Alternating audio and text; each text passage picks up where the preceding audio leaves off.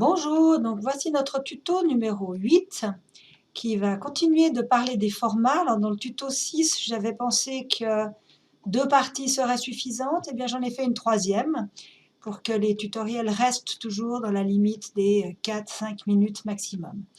Donc voici toujours le même fichier, ma table des matières, format numéro 3. Et ce tuto aimerait vous montrer quelques attributs de format un petit peu moins courants. Alors nous avons par exemple le retrait du texte, l'orientation du texte et la fusion de cellules. L'orientation du texte, si je déroule un petit peu tout ça, eh bien j'ai ici une cellule où il y a le mot phase, contrôle-clic, une autre cellule où il y a le mot type. J'ai ici à côté le résultat que j'aimerais avoir. En passant, c'est un vrai formulaire qui était utilisé pour une société à Genève qui s'occupait d'un terminal de l'aéroport. Alors c'est toujours intéressant de savoir que c'est pas un truc que j'ai créé comme ça, c'est quelque chose, c'est du vrai, c'est quelque chose qui a été utilisé et qui est peut-être encore utilisé dans la société en question. Alors prenons par exemple pour commencer l'orientation du texte. Alors je vais aller dans le ruban, toujours l'onglet Accueil. Je vais me retrouver avec ce petit groupe ici. Le bouton, c'est le AB. Et puis j'ai la liste déroulante. Il faut que je sache de quel côté je vais décider de tourner la tête. Alors en général, la rotation du texte vers le haut, c'est un grand classique. Méfiez-vous du texte vertical qui semble tellement mignon comme ça. Mais ça va quand il y a 3-4 caractères maximum. Après, c'est extrêmement laid. Donc je vais cliquer là-dessus et voilà, mes libellés sont en sens autre que horizontal habituel. Maintenant, j'aimerais vous montrer d'autres choses liées par exemple à l'entête de ce formulaire.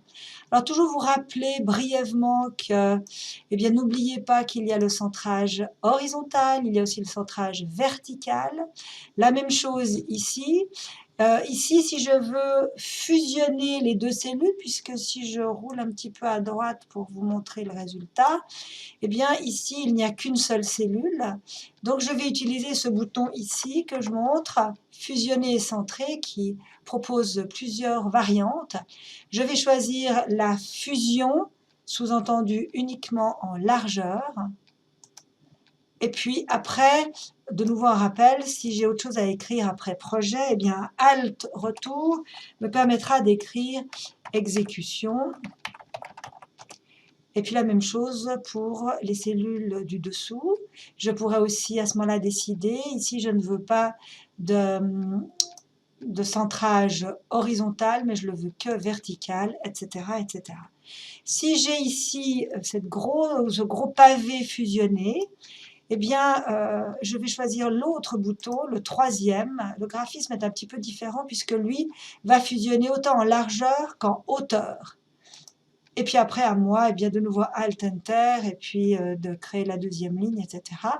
Et puis après, ensuite, de rajouter les bordures. Alors voilà, ça c'était quelque chose d'intéressant.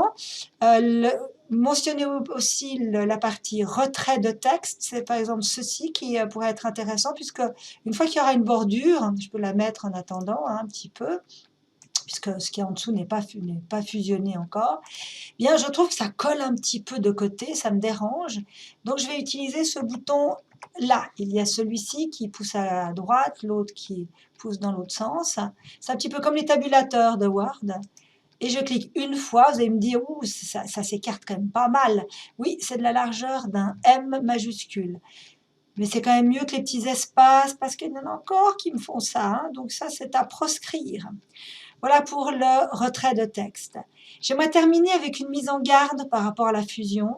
La fusion de cellules, c'est vraiment approprié pour des formulaires. C'est la cerise sur le gâteau, c'est vraiment l'esthétique. Parce que les cellules fusionnées vont être un peu comme les boulets que les Dalton ils ont aux chevilles. Hein.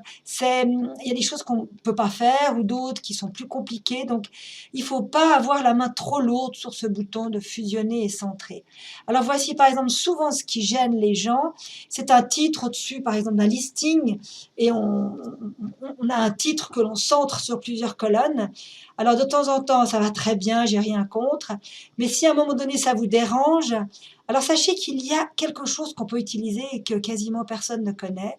Donc, j'ai bien saisi le texte dans la première cellule. Je vais sélectionner les cellules contiguës sur lesquelles j'aimerais avoir une espèce de centrage.